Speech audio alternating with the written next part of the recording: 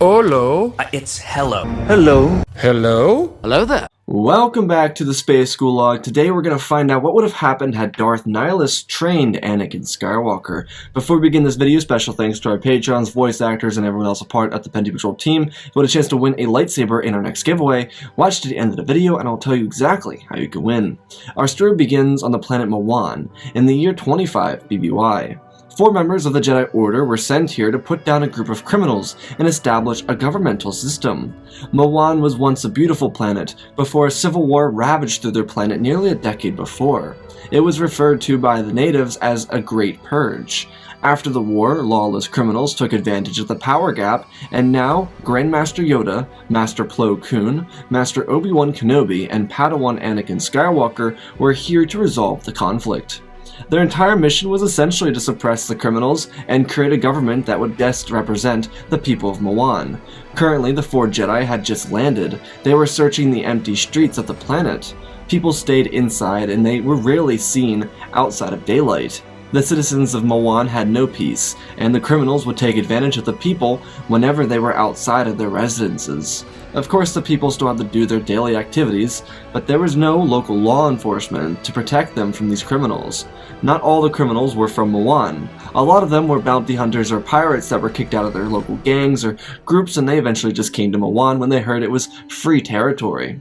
The Jedi had known of this incident because of the Civil War and the aftermath being kept under wraps by the pirates that now ran Mawan. These criminals abused the population, and eventually someone was able to reach out to the Jedi Temple and inform them that there was lawlessness and disorder across the entire planet. The poor soul, who probably saved all the Mawan, was executed in the public square, and their body was still resting, lifted up high above the lights and the streets for all to see. The 4 Jedi abandoned their ship as they slowly walked down the street. Plo Koon and Yoda took the front of the group. Obi-Wan and his Padawan were right behind. Anakin was only 16 years old, and he was a couple years away from becoming a Jedi Knight. Obi-Wan was optimistic of Anakin's growth, but there was a lot of butting of heads between Anakin and Obi-Wan. Anakin would refer to Obi-Wan as his father, and how he was overly critical and lacked understanding of Anakin's situation. It's not that Obi-Wan didn't try, he was just hard on Anakin. Obi-Wan felt the pressure of training the Chosen One. He felt the pressure especially because none of the Jedi High Council members helped him with training Anakin. And why Obi-Wan didn't reach out for help was because he obviously felt that he needed to obey the promise to Qui-Gon. It had almost been a decade, and yet the promise Obi-Wan made to Qui-Gon sat near and dear in his heart. Holding his master's hands in his own until he died was almost a reoccurring nightmare for Obi-Wan, and he didn't want any of that pressure, sadness, or even regret to tumble down onto Anakin.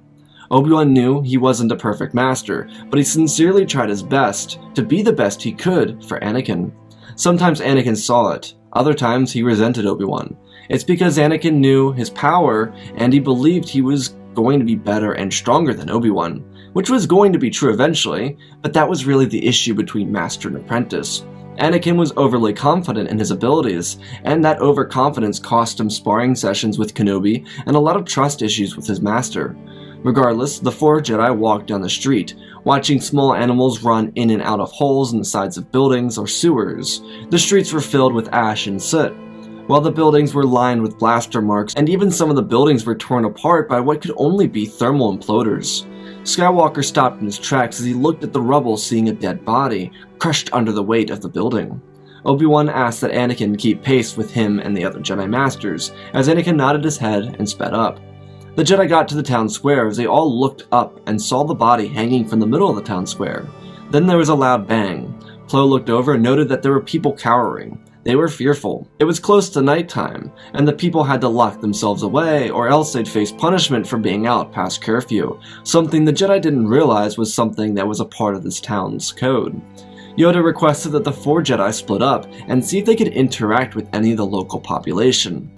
Yoda told the 4 of them to reconvene back here in about 40 or 50 minutes before the sun went down.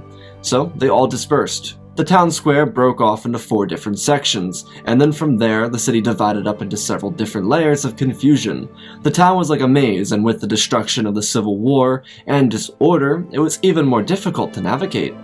Anakin walked down the street alone. The sound of boxes tumbling over and the sounds of people closing blinds, doors, and windows could be heard echoing down the streets, getting darker and darker. Because of the lawlessness, there was no proper care for the streets or just about anything.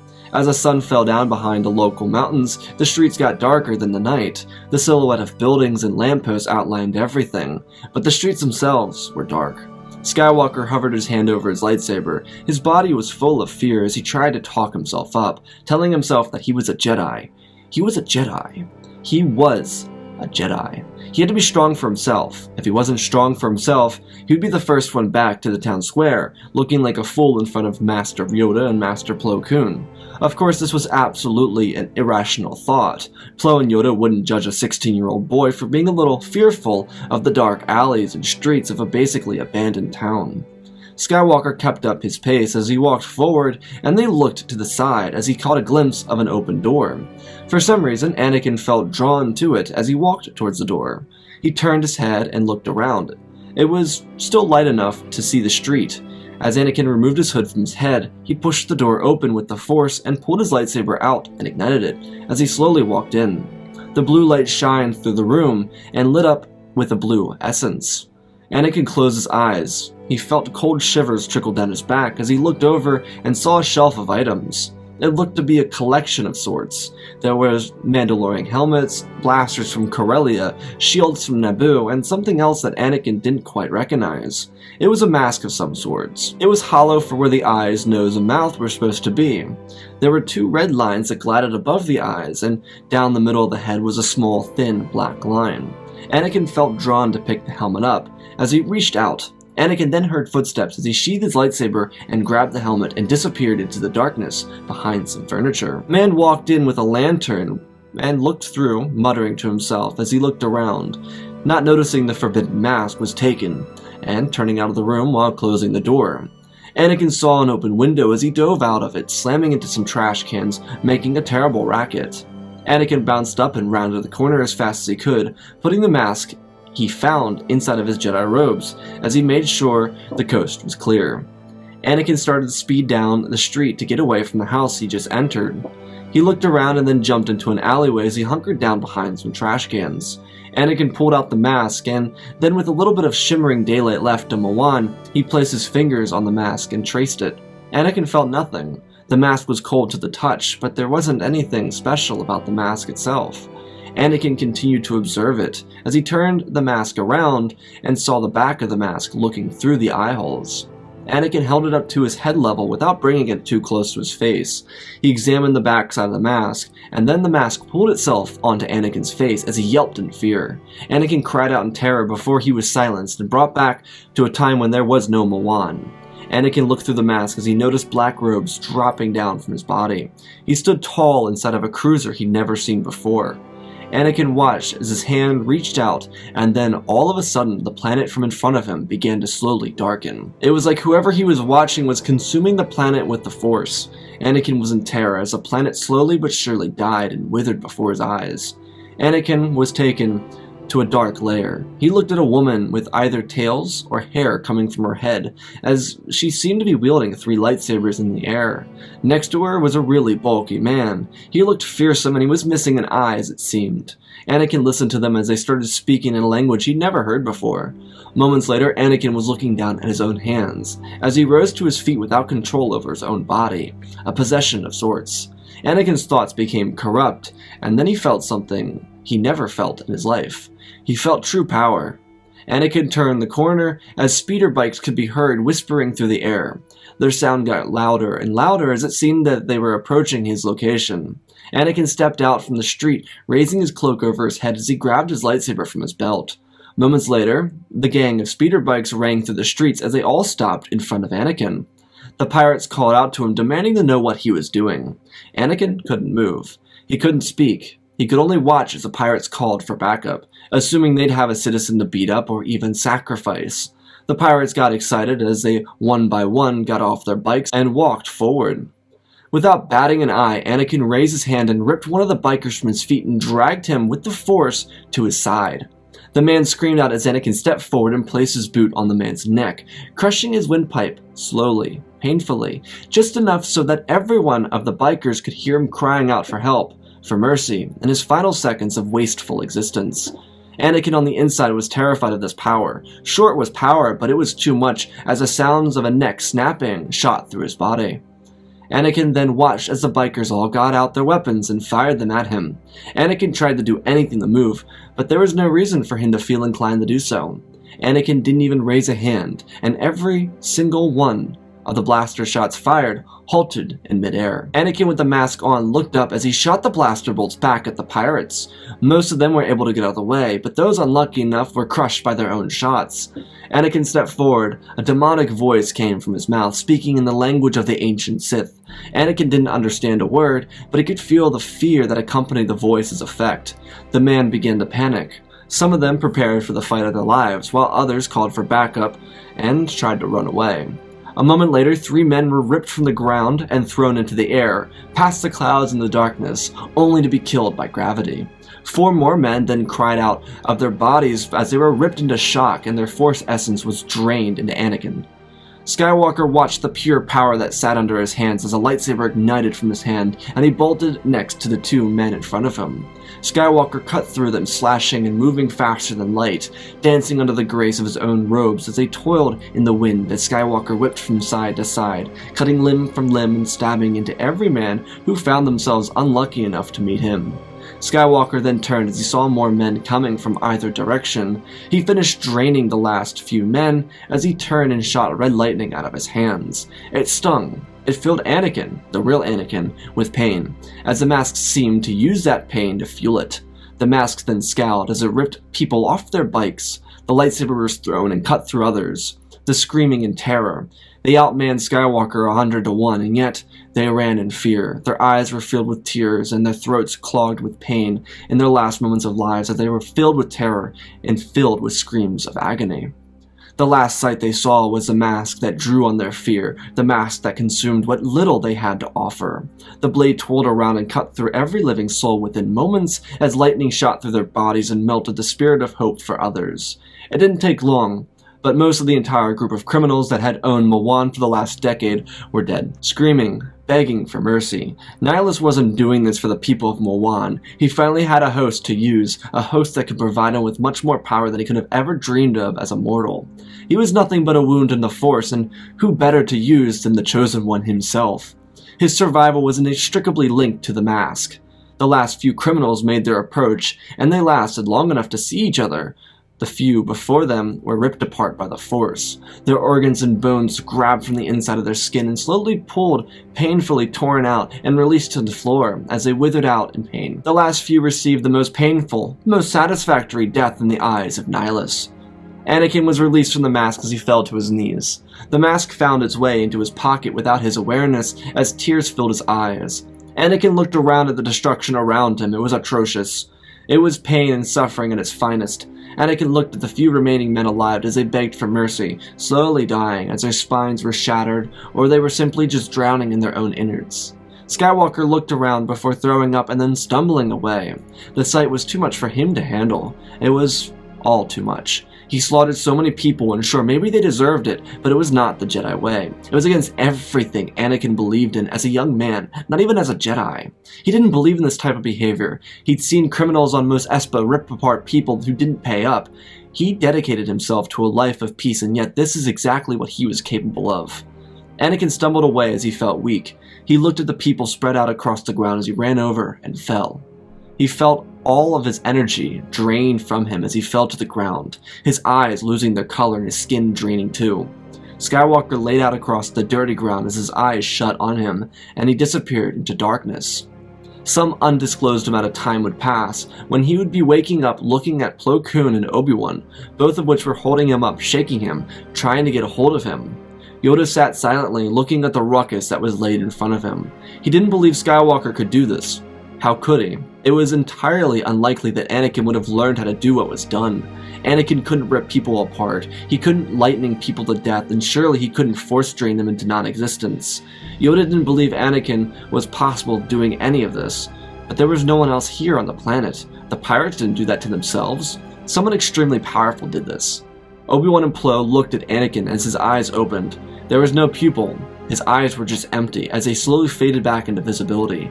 Anakin looked at the two of them as he felt fear course throughout his body. Plo asked quietly if Anakin did this. Skywalker had confusion written across his face. He looked down. It wasn't a dream. He did this. Well, maybe he didn't, but Anakin didn't know how to explain it. He had no clue that the mask was currently in his robes. All he knew is the memories he had. He had no memory of the mask. Plo asked once more, and Anakin said he didn't know. Obi-Wan then told Anakin that if he was responsible, they needed to know and he needed to come clean for his actions. It was unacceptable behavior for a Jedi, even if the reason they were on Mawan was to get rid of these criminals and establish a government. Yoda had contacted the Jedi Temple, informing them that they needed to pick up Skywalker and take him back, putting him under the security of Jocasta Nu. Anakin was very shaken as Plo and Obi-Wan helped him up. There was obviously something wrong with him, but they weren't sure what. He had a shell-shocked face. He saw so much death, how could he not?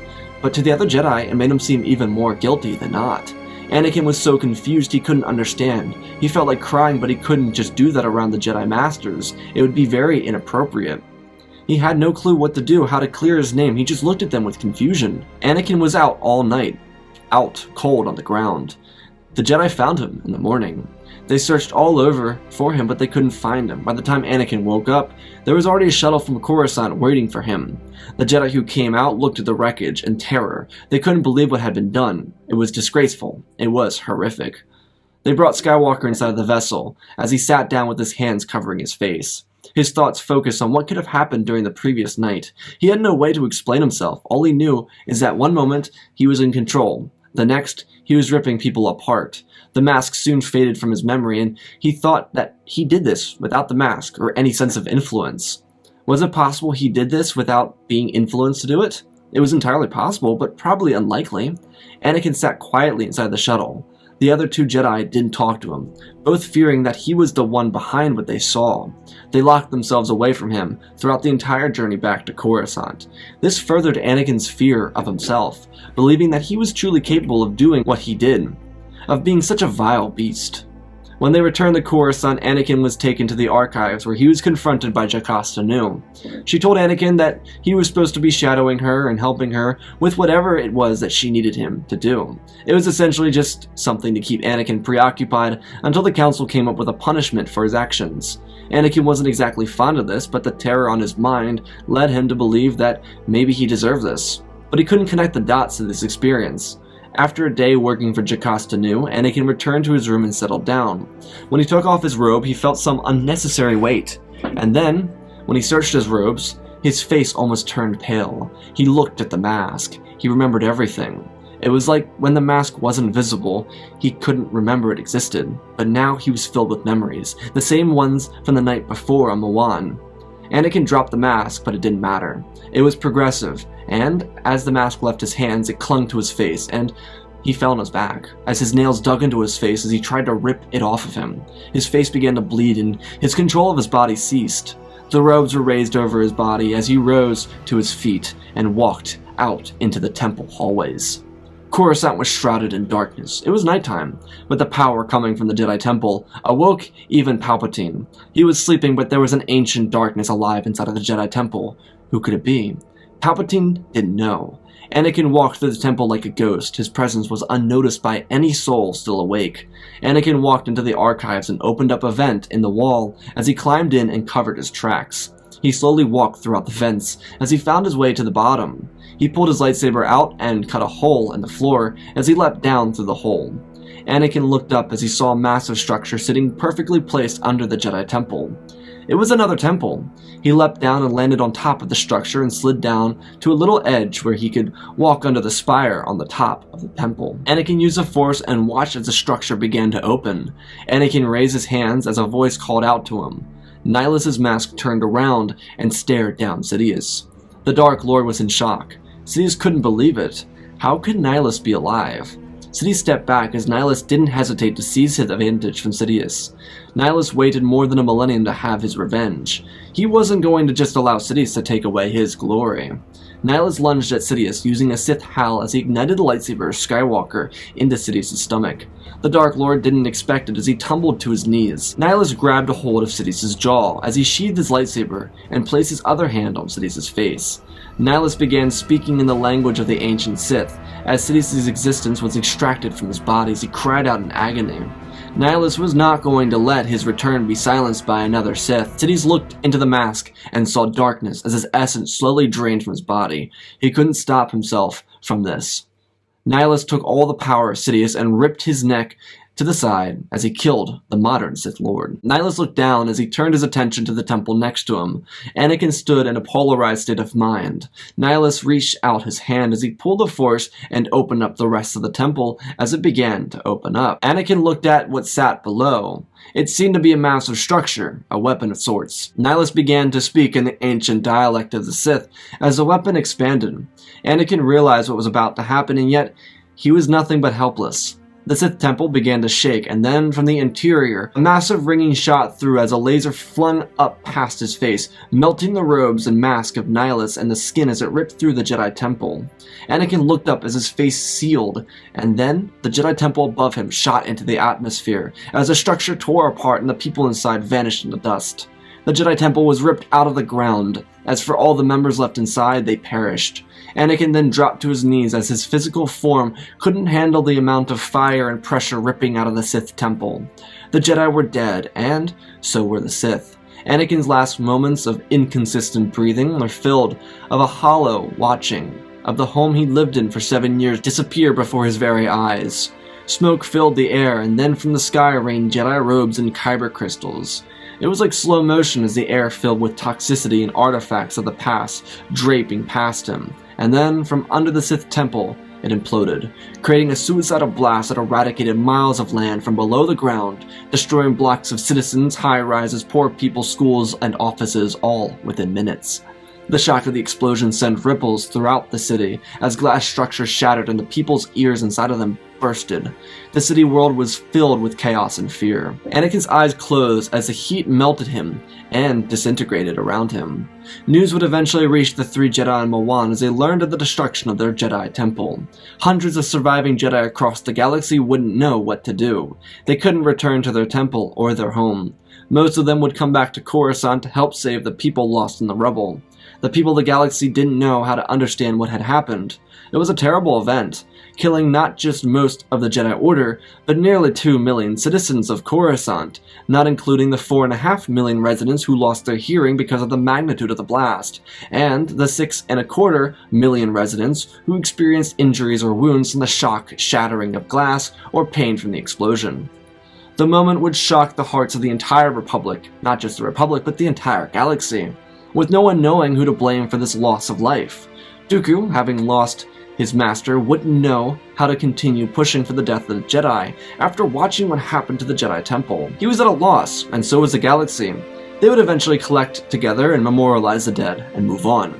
The galaxy, though, would never be the same, and while the clone army would never see action, the Republic would almost split into civil war multiple times. The Chosen One, who was claimed by the blast, and yet somehow, ironically, he did the will of the Force. He brought balance to it, even though he wasn't in control. With the Jedi spread thin, without a basis for their code or a place to call home, most of the Order would disband, leaving barely any Jedi to continue keeping the peace. The Mask of Nihilus was completely obliterated during the blast, and the Sith were completely eradicated. And while Mother Talzin would eventually find her son Maul, she would never push him out of Dathomir, instead ensuring he remain as a son of Dathomir.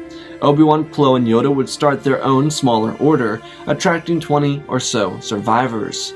And that, ladies and gentlemen, is the end of our story. Again, special thanks to Benjamin Wells, Jonathan, Icy Raptor, Apollo Manmana Studios, Anakin003, and Gort for supporting the channel. Let's do 2,000 likes on this video. We got a bunch of dark stories coming out for you guys this week. If you want to see a what if, let me know below. I've got a comments below, do a crossovers. Check out the community Discord, the Patreon, and the Twitch if you want to support me in other ways. And if you want to know how to win a free lightsaber, go down below. There's a doc on the pinned comment. You click on the doc, you write your name on the doc. Subscribe to the channel. I am giving away these lightsabers. There's going to be 3 of them. When we hit 50 50,000 subscribers, all 3 lightsabers will be given away during the same video I announced. Winners in videos, not in the comment section. If you see that, it's a scammer. I've done everything I can, but YouTube doesn't protect us. So if you see it, block it. It's not me. I only give out giveaways during videos. You will actually see my face. I've done it before for long-time viewers. I do all my giveaways, and you can see my face.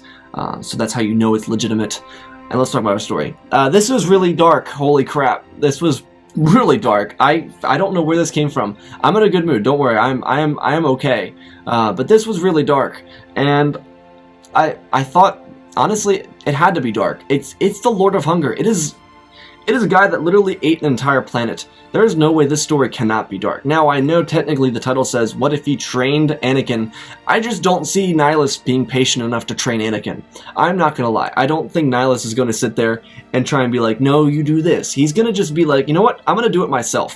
Because he's a wound in the Force. And, you know, I originally kind of started with Legends. The mission to Mawan is a Legends comic, I believe.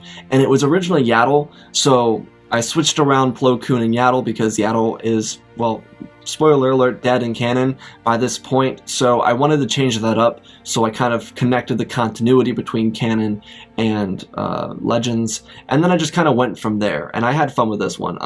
Whenever I combine Legends and canon, I get to have a lot more fun because I can kind of just write in my own rules, because Legends is a whole level of I don't really care to understand. I kind of just have fun making up stuff, and for this one I feel like Nihilus being a wound in the Force would be a lot more powerful. I feel like, I mean, Nihilus himself wasn't extremely powerful. I know he force drained an entire planet, but he himself wasn't like the most powerful guy ever. He just wasn't.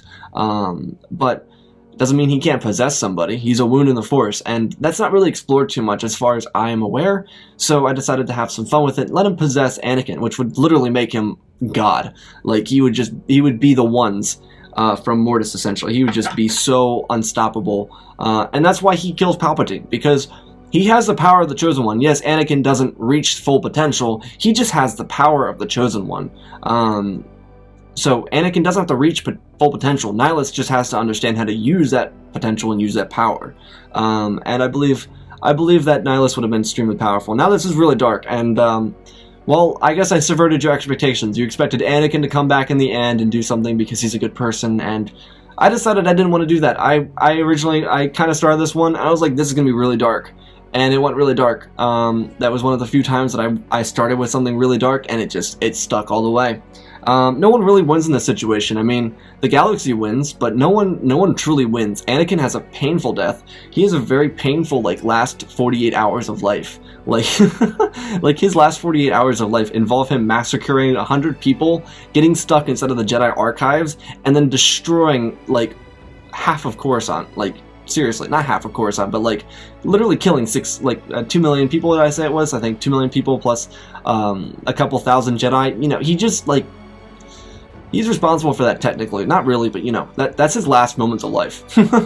So, anyways, I hope you all enjoy this. Always, as always, I love you all. Spread the love, and always remember, my friends, may the Force be with you.